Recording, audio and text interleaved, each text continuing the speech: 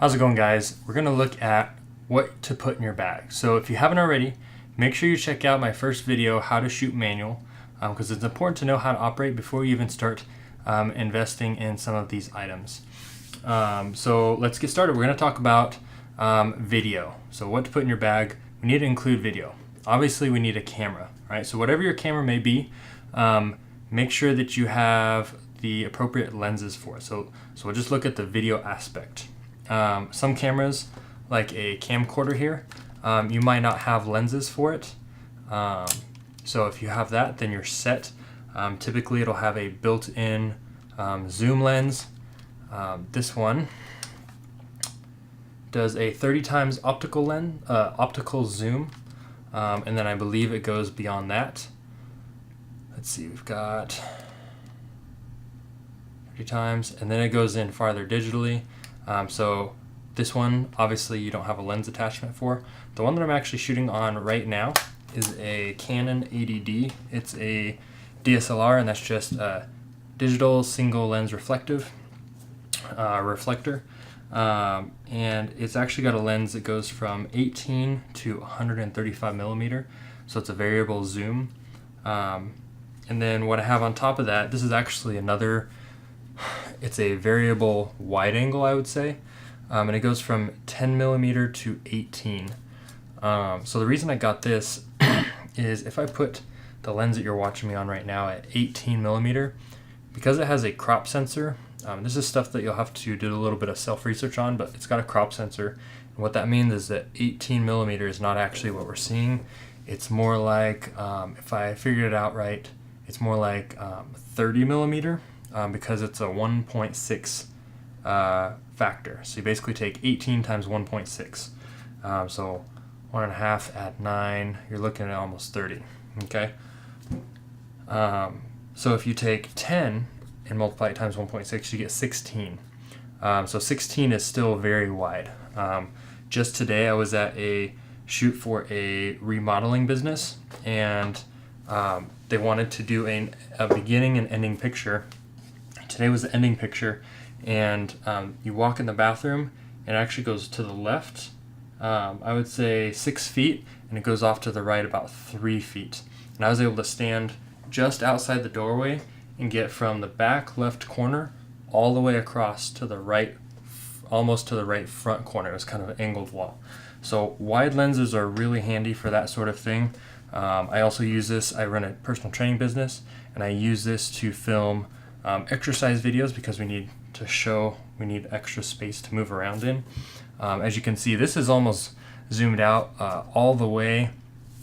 It's at like maybe 22 millimeter, and it's pretty zoomed in. I put this camera all the way back at my front door, at the office door here, and I couldn't even see. I could see the first door of this cabinet here, and just to this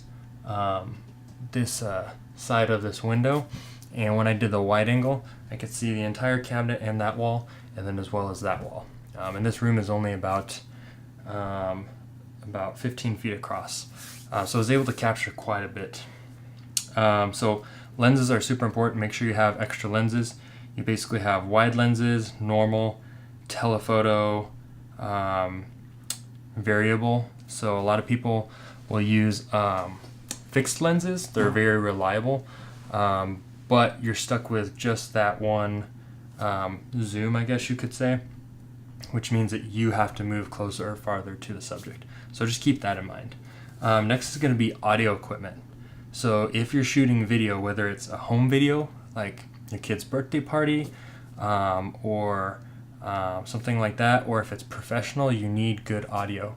Now for these videos, I actually use a boom mic. So it's actually only about 2 feet from my face, but it's out of the frame so you can't see it. And I have a digital audio recorder right here. So it's what I use for these videos. But when you're on the go, you're not going to be able to necessarily set up one of those. So I strongly recommend getting a shotgun mic. So this is a Rode Video Mic Go. It's very reasonably priced. It comes with a shock mount, and it plugs into most cameras that has a mic jack. I got this as part of a bundle kit with my camera, but it comes with a windsock. It doesn't have a dead cat. Today I was just out trying to use this outside. It was super windy and it was picking up quite a bit of wind. So make sure that you get a dead cat. I don't have one for this. I don't have one for this Rode mic, but this right here is a dead cat. And all of these hairs that stick out are going to break up that wind before they get to the mic. So these are a very handy investment. Always have one of these. I still need to get one for this Rode mic. And just to give you a comparison in the audio quality, I'll give you the shotgun mic, which is very directional, and compare it with. Now I'll just switch to my camera internal mic, and you can see the clear difference in how bad the internal mics are. Now they're getting way better. This one actually has 2 microphones on either side, so you kind of get that surround sound effect from the internal mics, and they're still pretty good. You can hear clearly what I'm saying, but obviously when we switch back to this microphone, it's a lot clearer. So shotguns are directional. You can get omnidirectional. You can get really, this is a cardioid mic, which just means it picks up a lot of what's in front, and then as you move around to the sides and then even from the back, then you're not going to hear it as well. So it's not going to pick up much from the back of the mic, not as much from the sides, and then a lot from the front. So look into good audio equipment. There's lots of good attachable shotgun mics you can get for your camera.